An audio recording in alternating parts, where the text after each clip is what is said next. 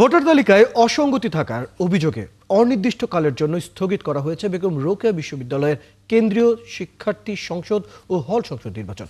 এদিকে নির্ধারিত সময়ে নির্বাচন না হলে এক দফা আন্দোলনের হুঁশিয়ারি দিয়েছে ছাত্র শিবির সমর্থিত প্যানেল বেরোবি শিক্ষার্থী পরিষদ। বুধবার দুপুরে ব্র্যাকচুর প্রধান নির্বাচন কমিশনার ডক্টর শাহজামান সাংবাদিকদের জানান, কয়েক দফায় ভোটার তালিকা সংশোধনের পরও চূড়ান্ত তালিকায় ব্যাপক অসঙ্গতি থাকায় 24শে ডিসেম্বর ব্র্যাকচু ও হল সংসদ নির্বাচন করা সম্ভব নয়।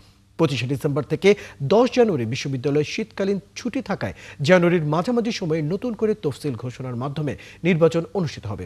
যদিও নির্বাচন কমিশনের এমন সিদ্ধান্তের পর সংবাদ সম্মেলন করে ছাত্র শিবির সমর্থিত প্যানেল বেরোবি শিক্ষার্থী পরিষদ এ সময় 24শে ডিসেম্বরের মধ্যে নির্বাচন না হলে প্রশাসনের পদত্যাগের এক দফা দাবিতে আন্দোলনের হুঁশিয়ারি দেন তারা।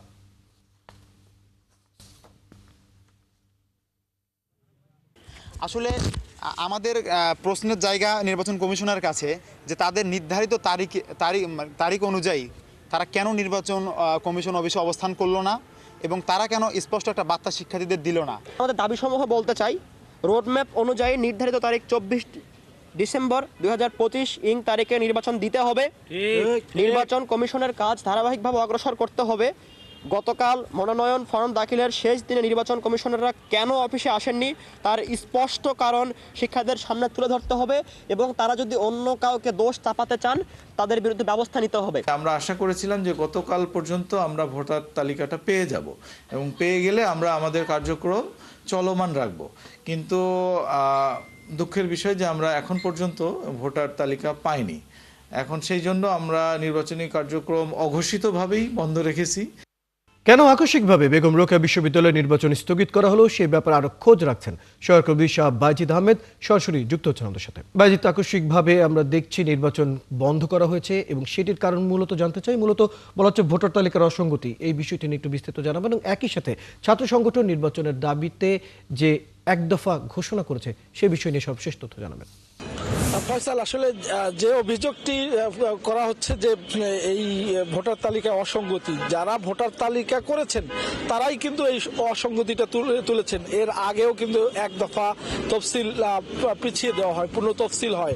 অর্থাৎ এই ব্র্যাকসু নির্বাচন শুরু থেকেই কিন্তু নানা নাটকীয়তায় মোড় নিচ্ছে এবং ইতিমধ্যেই কিন্তু শিক্ষার্থীদের মধ্যে নানা ধরনের গুঞ্জন এবং মিশ্র প্রতিক্রিয়া হয়েছে। বিশেষ করে যারা শিক্ষার্থীরা ফরম নিয়েছিলেন সেই নির্বাচনে প্রতিদ্বন্দ্বিতা করবেন, কিন্তু হঠাৎ করে নির্বাচন স্থগিতের ঘোষণায় তারা ক্ষুব্ধ এবং হতাশ হয়ে পড়েছেন।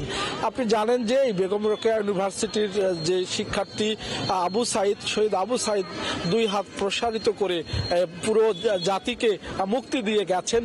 সেখানে তার যে বিশ্ববিদ্যালয় সেখানে ব্র্যাকসু হচ্ছে না, এটি নিয়ে শিক্ষার্থীদের ক্ষোভ রয়েছে। সারা দেশে 4টি বিশ্ববিদ্যালয়ের নির্বাচন সুষ্ঠুভাবে অনুষ্ঠিত হয়েছে এবং তারা আরেকটি যে বিষয়টি বলছে যে 25 তারিখ থেকে 25শে ডিসেম্বর থেকে যে ছুটি, সেই ছুটির আগে নির্বাচন করা সম্ভব না।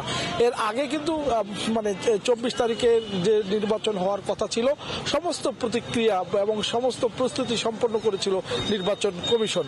এখানে যে বিষয়টি উঠে আসছে যে তারা বলছে, বিশেষ করে যারা নির্বাচন করতে ইচ্ছুক শিক্ষার্থীরা বলছে যে প্রশাসনের অদক্ষতা এবং প্রশাসনের অবহেলার কারণে এই নির্বাচনটা স্থগিত করা হলো এবং প্রশাসন চাপের কাছে নতি স্বীকার করেছেন এবং তারা বলছে যে এই প্রশাসনের কোনো ধরনের মেরুদণ্ড নাই এবং তারা প্রশাসন চালাতে ব্যর্থ।